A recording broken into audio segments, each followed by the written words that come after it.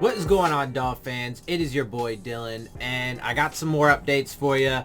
But before I get into that, I want to mention a couple other things. First, I told you guys I've been slowly working on, my background or whatever. I got the one Dolphins thing right here. Now I'm gonna do some stuff to cover up my little shelving area over here, whatever, and then maybe put some more Dolphin stuff up there. And in the background, I'm doing some stuff over here. I'm almost ready to change this picture back here to some Dolphins stuff, so I'm working on that, getting that going, and little by little as I can. Unfortunately, times are tough for everybody, including me, so I do what I can.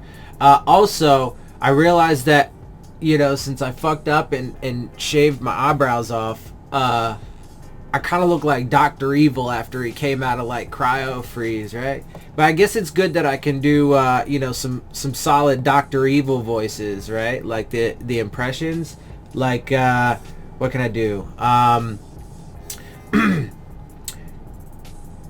Throw me your freaking bone here. I'm the boss. Need the info. Or what's another one? Who throws a cupcake? Honestly. Or one of the signature lines. I just want sharks with frickin' laser beams attached to their frickin' heads. Right? Good? Yeah, you guys like that? And I kind of pull it off with the missing eyebrows and shit, right?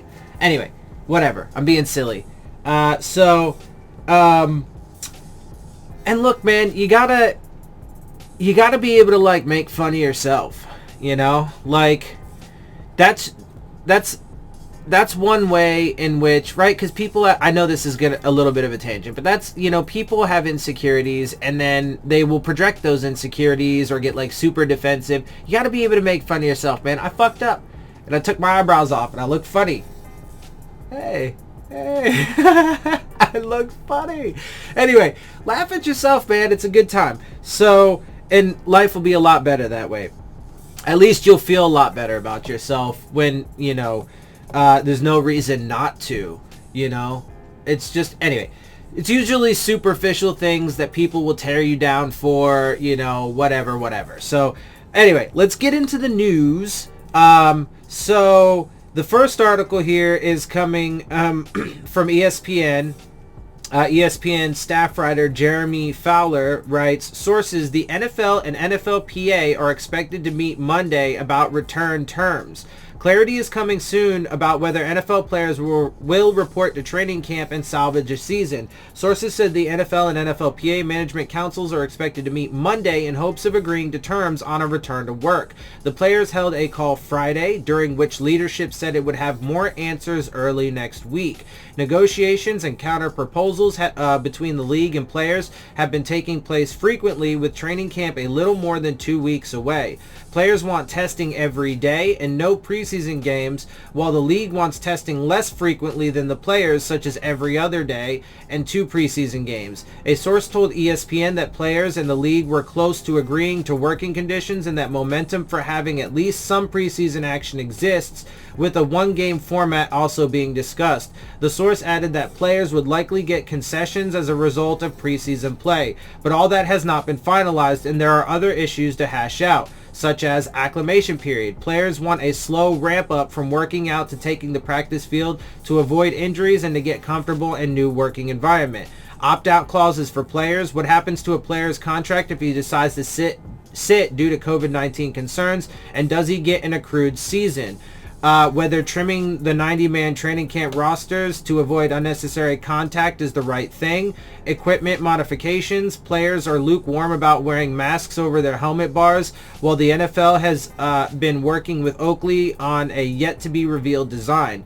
Economics. How to share lost revenue, with players knowing they have to take a loss somewhere to offset the lack of fans in the stands, but with the league's offer to place 35% of salaries in escrow considered a non-starter. Stop right there. If there's any of the players that are saying that they believe, which I'm not personally convinced of this, but if they are, if they're saying that they believe they should take losses too, then it's only because they're either just, naive. I'm being honest. And because, they don't look at it in the perspective of, the totality and how much the NFL and the owners make, but I actually don't think that's likely. If they are, I think it's more that they're just being nice and just trying to get the shit worked out.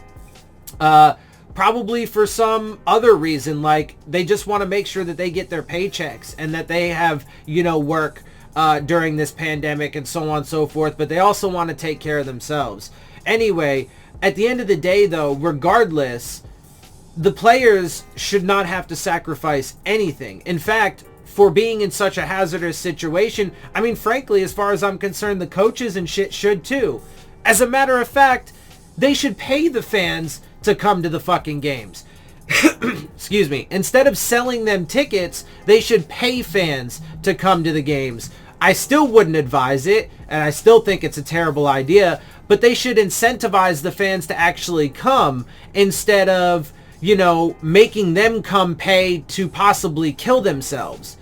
Unintentionally, of course. But if they go and they catch the virus and die because they're in a crowded or semi-crowded stadium with this thing running rampant, then they're paying for their own death at that point. So, again, I mean, it wouldn't be really any better to get paid for your death, but, I mean, I guess it is better in the sense of, I don't know, I mean, it's not really better because then you're dead. I was gonna say then at least maybe it could, help cover your funeral expenses, but like, not really. I mean, because what are they going to give you? Like $100 maybe to come? So, if that, they'd give you maybe the price of a ticket or a super cheap ticket. Anyway, that's what I think. If they really want to do this and prove to people that they are doing absolutely everything in their power to make sure that it's safe and to, whatever, then they also need to prove that they're not, only thinking about their money and being exceptionally greedy, which is all that's coming out of the NFL and the owners to this point. Because every action that they have taken, every proposal that they have is in some way, shape, or form either takes money from the players or the fans or what have you, or substantially dumps all of the responsibility and accountability on the players or fans, right? So, in other words, the NFL and the owners, they do not want to be held responsible at all, legally or financially. And they want to make sure that any potential losses get recouped for them, but make sure everybody else has to suffer the consequences one way or the other. It's just gross. Anyway, both sides want camp and want to play, so the goal is to get there and survive the probable initial wave of positive tests, then manage expectations from there. Okay, first of all, again, that framing is disastrous.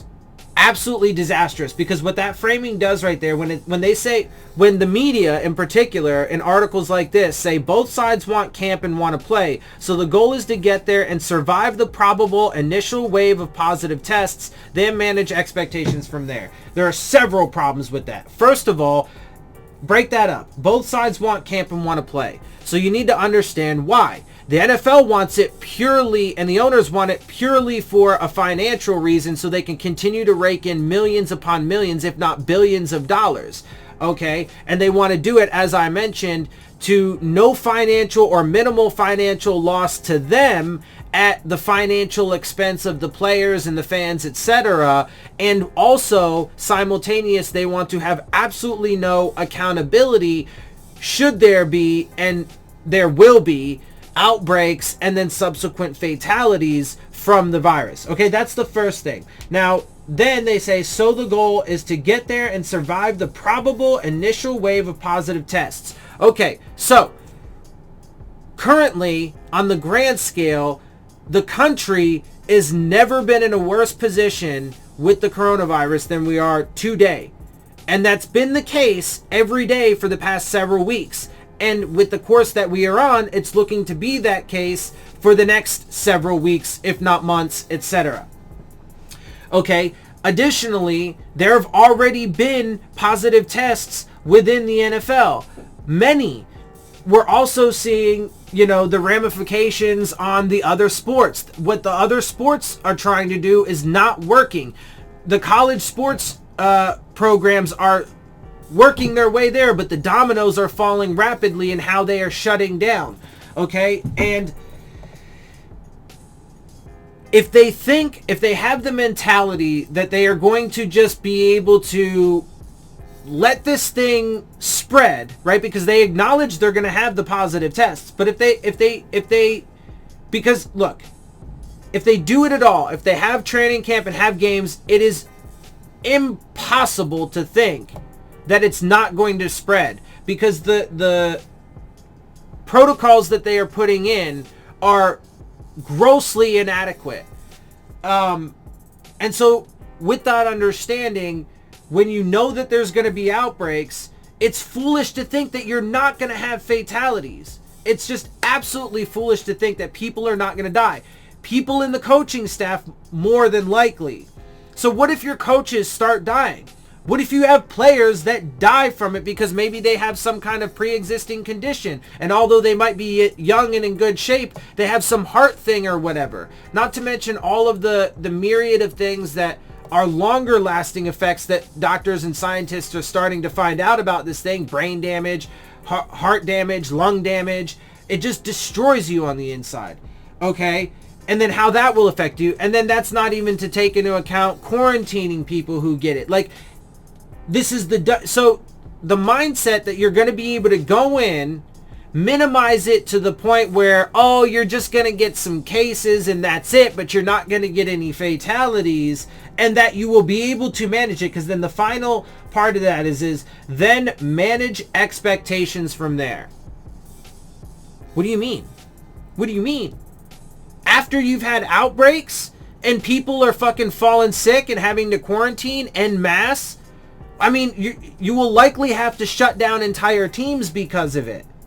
And then when people start dying, most likely the coaches, but potentially even some players, what do you mean manage expectations from there? What? So to me, all that sounds like is, well, after we have the positive tests and the outbreaks and people start getting quarantined left and right and even dying, well, we're just going to have to figure out how to offset all of that. So that way we can continue to play and keep the season going despite that shit. And that's why they have other things like expanding the practice squads from 10 possibly up to 20. Because all they care about is making sure that it keeps rolling. So like I said, man, if it gets to a point where that happens, if they, like I've been saying this for weeks now, okay? And this is huge and this is important. Okay, I've been saying this for weeks now. Up until training camp, they can skirt by, right, by doing things virtually, and that's all the time they have. But when training camp comes, which is about 2 weeks from now, the 28th, so 17 days from now, okay, when training camp hits and they have to start doing live shit, there's no going back at that point, okay? When you bring all those people together, it's going to get in there and outbreaks are going to happen. And then it's too late, okay? There will be incredible damage done, damage that could have been prevented. Now, it will also be true that you could then have a reactionary response and say, oh my God, this thing's blowing up, and then shut down and prevent possibly further damage. But it doesn't change the fact that you will have already allowed immense damage to occur. And it will. I don't want it to happen.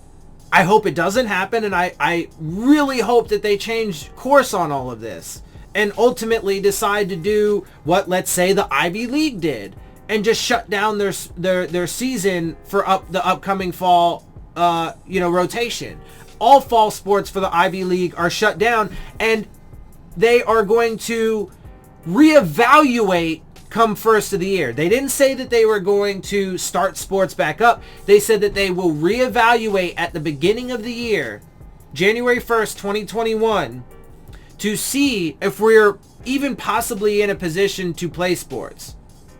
That's where the rest of the colleges need to be and are slowly getting to, and that's where the NFL needs to be right now. But if they get there, if they open training camp, and then subsequently if they start playing games, the further they go into this, the worse it's going to get. Hear me now, quote me later, mark my words, write it down in stone, whatever you gotta do. It's on fucking camera. I'm filming this shit right now. I do not want to be right about this, but mark my words, if they continue pushing through this, it's going to get worse and worse and worse. Anyway, to wrap this article up, get the 16 games on TV, a source told ESPN. That's the main goal. So there you have it. The NFL wants 16 games on TV. And they want fans in stadiums. We know that.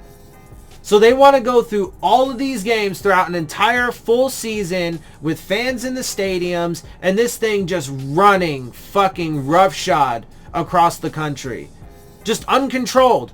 Uncontrolled at all. Hospitals are getting flooded, like, etc., etc. If there are fans in the stands, the league standard for all 32 teams would be for fans to wear face masks. But you're not going to control everybody. It's impossible to enforce.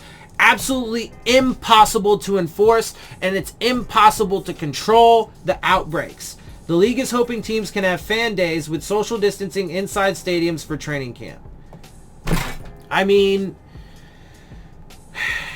there's just literally no end to their motherfucking stupidity. There really isn't. Anyway, I'm sorry. It's not quite over yet because I did want to give you a little bit more, and I'll read through this quick. This is from NFL.com. NFLPA sends economic counter-proposal to NFL ahead of Monday conference call. As the NFL's response to the COVID-19 pandemic continues to evolve, the NFLPA has issued to the league an economic counter-proposal. NFL Network's Tom Pelissero reported Saturday per informed sources. This dude's getting a lot of work, bro. He's breaking a lot of shit. He's got some connections for real. The NFLPA detailed the following specifics with the counter-proposal. No escrow of 2020 salaries, a flat salary cap of $198.2 million for 2021. That means that the owners would have to fucking pony up. The spread of revenue losses from this year over the 2022 and 2030 salary caps. Okay, so that means, I mean, I would want to know certainly more details about that, but that would be obviously then making the salary caps would still go down. So I'm not a fan of that, because then that's still taking away from the players. The players should not be punished by this at all whatsoever. It should be the fucking owners that have to pony up 100%. Why? Because they have the means. They'll never run through the kind of money that they have. Again, the NFL is a multinational trillion-plus-dollar company, or hundreds of millions of dollars, or hundreds of billions of dollars, if not $1 trillion plus, multinational corp. And for sure, every single one of the owners is a, billionaire. Dude, they'll never run through their money. They could pony up through 2030. They could handle all the losses, but they'll never do that because their mass riches cannot be touched. They have to continue to steal from the weaker, the poor, the needy. Anyway, it's gross. So I don't like that part. Let's see.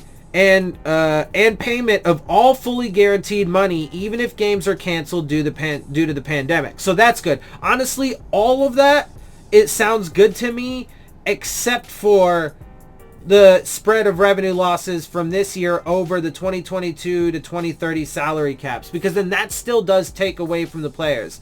But at least the last part is really important, with them still getting all of their fully guaranteed money, even if games are canceled due to the fucking pandemic, which they will be. And here's the thing, though. We also do need to keep in mind that the way a lot of these, we've talked about this already, a lot of these contracts are designed so that way, if the entire season gets canceled, they don't get paid. Okay? If they play one game, they can get paid. If the player plays one game. But even if they go the one game, you might only have like starting lineups play, and 2/3 of all rosters will not have played a game. So even if they cancel the season after the first set of games, you're still going to have a ton of guys that wouldn't qualify for getting paid because they didn't play. Right? So, anyway, I mean, at least that's my understanding of how that that part of the contracts are written. I could be wrong about that, but anyway, there's a lot of fuckery going on, is what I'm saying. Pelissero reported Friday that members of the NFL Management Council Executive Committee and NFLPA Executive Committee are scheduled to have a conference call Monday to continue working through outstanding issues such as testing protocols and compensation before players report for training camp later this month. On Tuesday, the NFL proposed 35% of player salaries in escrow, a proposition not well received by several players, including Saints star wideout Michael Thomas. Pelissero reiterated as much Saturday, stating that the NFLPA doesn't want 1 year of players to take the whole hit. Another component of the counter-proposal focuses on paying players a COVID-19 risk stipend of up to $500,000 if games are canceled. And that's definitely a step in the right direction, and going to what I was saying about how they need to be compensated for taking such a massive fucking risk, not be garnished. I mean, it's absurd. They ask for pay cuts. They want them to sign waivers. They want to hold 35% of the pay cut revenue that they get in escrow. I mean, it's just left and right, every which way. They are trying to steal and rob from the players, the fans, etc., and give them all of the accountability without having any of that. It's just gross. Pelissero reported per Inform. So the exact figure would depend on when cancellation occurs, among other factors, he added. With Monday's call quickly approaching, but let's just note that's still not far enough, but at least that's going more in that direction. Quickly approaching, Pelissero reported that the NFL and NFLPA are on the same page regarding not wanting the salary cap to plummet in 2021. But how do they get there, though? Right, is the question. He added that both sides are concerned about accounting for a multi-billion-dollar revenue loss due to the restrictions brought on by the pandemic. Yeah, but I mean, again, and so my final words on this, the league and the owners should just take it. They should do the right thing to do here is shut down the season so that way we can eventually, right, because going back to the Ivy League, they said they're going to reevaluate at the beginning of the year. Okay, so that's still like 4.5 months from now, right? And we might not, with the projections that we're on and the course that we're on, we might not be ready, right? With the path that we're on, we might not be ready halfway through 2021. Okay, so the 2021-2022 season has a chance to be affected by this pandemic. Okay? There is that possibility because we are being so irresponsible with how we are handling it. Okay? But if we did the right things and actually got this fucking shit under control, if the entire country were to shut down 100%, I know the fucking economy, whatever. The economy's rigged anyway for the rich and wealthy. So fuck them. The only reason why they care about the economy is so that their stock portfolios don't fucking plummet and their riches don't get fucking tapped into. Okay, so fuck them. We're all struggling anyway. And the vast majority of Americans don't even have, anything in the stock market at all. And most of it comes from 401ks that end up getting destroyed when the economy gets shit on because of the stock buybacks and the fucking tax breaks that the wealthies get and so on and so forth after the economy crashes, just like in 2008.